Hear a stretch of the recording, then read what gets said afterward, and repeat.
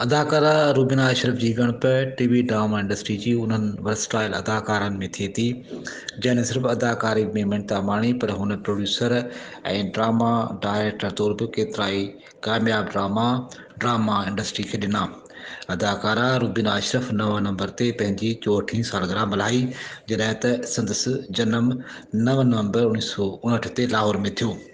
Rubina Ashraf career जी शुरूआति अदाकारा तौरु अशफाक अहमद जे लिखियल ड्रामे ओ ड्रामे खां कई जॾहिं त खेसि कामयाबी ऐं शोहरत जो ब्रेक थ्रू ड्रामा सीरियल हज़ारूं हरासे खां मिलियो।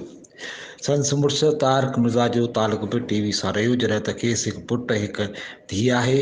संदि धीअ मिना तारिक पिणु अदाकारी वारे शोबे सां लाॻापियल आहे।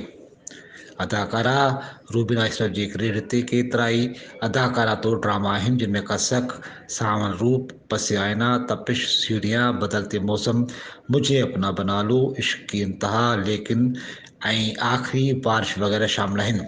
हुन फिल्मुनि में बि अदाकारी जा जोहर ॾेखारिया। उन्हनि में फिल्म मासूम ऐं लाहौर से आगे सरे फ़हरिस्त आहिनि।